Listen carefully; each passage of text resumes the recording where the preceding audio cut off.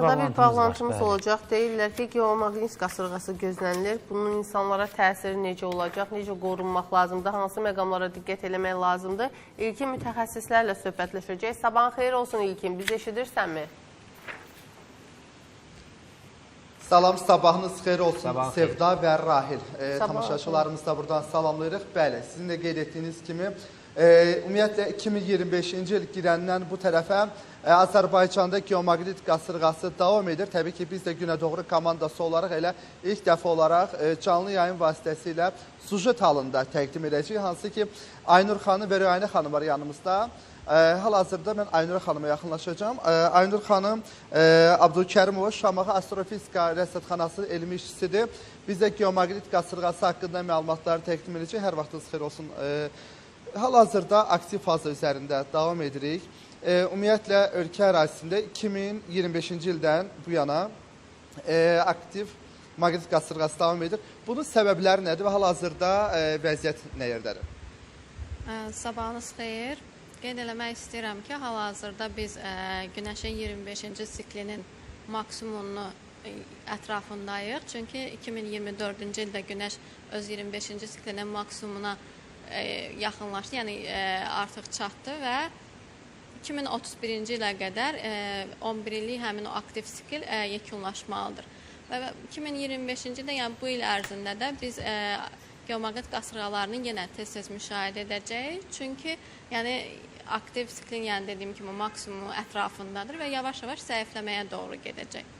Və bilirik ki, yəni yanvar ayından dediyiniz kimi əgər müşahidə etsək, görərik ki, yəni güclü qasırğada müşahidələnmişik. Hətta iyun ayında biz yenidən G4 səviyyəsinə yüksəldi. Geomaqnit sahəsinin intensivliyi, yəni şiddətli qasırğalarda müşahidə elədik. Və yəni ki, 2025-ci il ərzində yenə də müşahidə etməyə davam edəcəyik, yəni olacaq. Ötən illərlə müqayisədə sanki 2025-ci il geomaqnit qasırğaları ilə daha çox yadda qalır. Bunun başlıca səbəbləri nədir? Yox, 2024-cü il idi maksimumu, yəni iyun ayında artıq maqnit qütblərinin dəyişməsi müşahidə olundu ləkələrdə və aktivlik yəni qalsa da, yəni yenə də maksimumdadır. Sadəcə olaraq ola bilsin ki, belə deyək, mediada daha çox xəbərlər yayılmağa başladı deyə 2025-ci il daha aktiv görünür və yavaş-yavaş yəni zəifləyən tempdə davam edəcək. Yəni artıq növbəti il daha az olacaq və 2031-ci ilə qədər yəni zəifləyəcək və sayı azalacaq və keçəcək minimum siklə. Yəni 11 illik minimum sikl başlayacaq. Bir şey öyrənmək. Doğrudanmı bu geomaqnit qasırğalarının insanlara təsiri olur? Baş ağrısı filan, belə şeylər. Bəziləri deyirlər ki, yox, əslində belə bir şey yoxdur, belə bir təsir yoxdur. Sevda, çox gözəl vurğuladın. Elə biz Aynur xanımdan sonra Rüyani Quluzadə də yanımızdadır. Daha ətraflı məlumatları hansı ki, insan sağlamlığı ilə bağlı Rüyani xanım cavablandıracaq, amma bir qədər sonra hal-hazırda mən digər suallarımı da təqdim edim. Daha sonra keçid edirəm Rüyani xanıma. Növbəti sualım da buydu ki, geomaqnit qasırğasının təsirləri söhbət insan sağlamlığından getmir. Söhbət bu texniki tərəflərindən danışardınız ki, ən yüksək həddə çatdığı halda nələr baş verə bilər və bununla yekunlaşdıraq. Geomaqnit qasırğaları biz nəyə görə monitorinq edirik və monitorinqə vacibdir? Çünki artıq G2 səviyyəli geomaqnit qasırğasından başlayaraq elektrik şəbəkələrində, enerji şəbəkələrində gərginlik sıçrayışları baş verir. Yəni qoruyucular avtomat derikdə çox güclü qasırğalar olanda artıq onlar yəni ki, sıradan çıxa bilir. Ümumiyyətlə transformatorlar sıradan çıxması müşahidə olunur.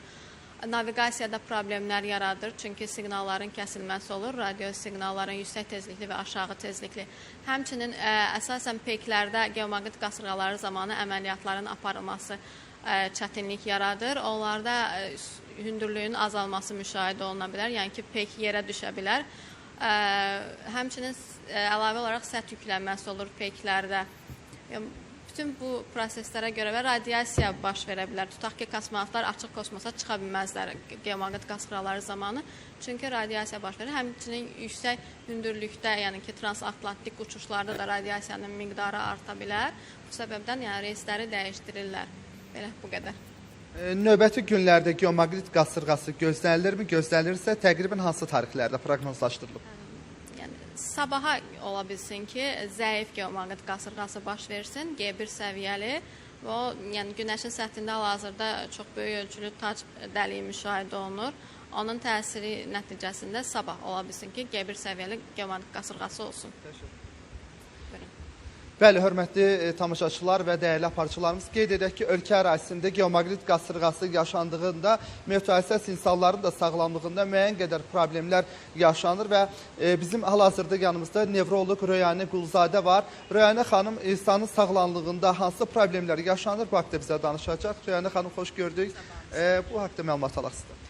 Bəli, əlbəttə ki, günəşdə olan partlayışlar nəticəsində o ki, yüksək enerjili hissəciklər yer kürəsinə doğru gəlir və bu yüksək enerjili hissəciklər və ultrabönövşə şüalar, necə ki, bizim mütəxəssisimiz dedi ki, texniki vasitələrə təsir göstərir, əlbəttə ki, insan orqanizminə də təsir göstərir və bunu öyrənən elm var. Buna heliobiologiya deyirlər. Heliobiologiya elmi məhz bu kosmosdan gələn hissəciklərin, maqnit qasırğalarının insan orqanizminə təsirini öyrənir.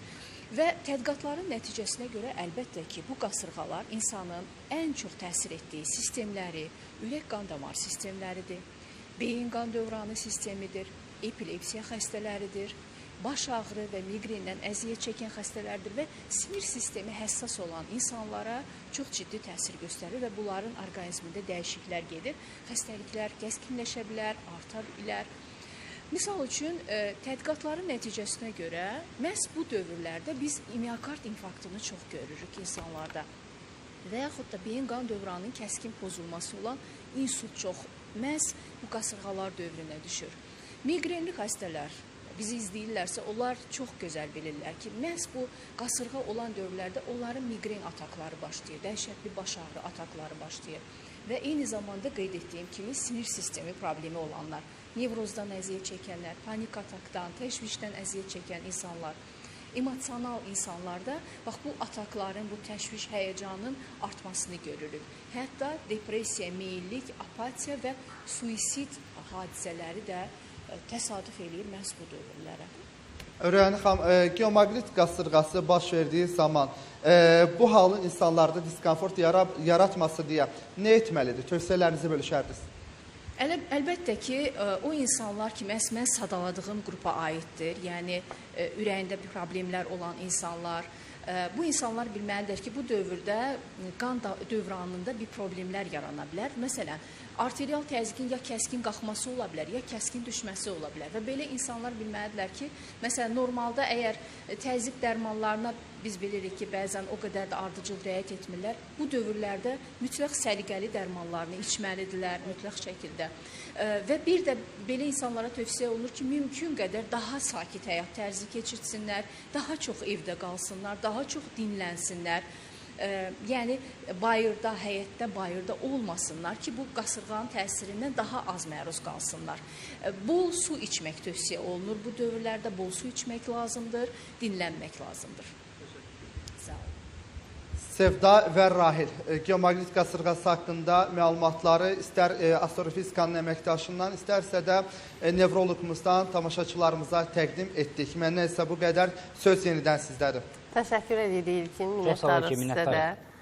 Və təsir edən, yəni geomaqnit qasırğasının təsir etdiyi kateqoriyalar var, müəyyən kateqoriyada insanlar var. Onu həkim də qeyd etdi. Ona görə də... Əslində, bəzən belə məlumatlar paylaşılır ki, ümumiyyətlə geomaqnit qasırğasının insanlara təsiri, yəni nadir hallarda olur, çox böyük maqnit qasırğası olduğu halda bunu hiss edir. Amma bəzi adamlar var ki, hiss edir, deyir, bugün havada nəsə var, onun başını ağrıyır.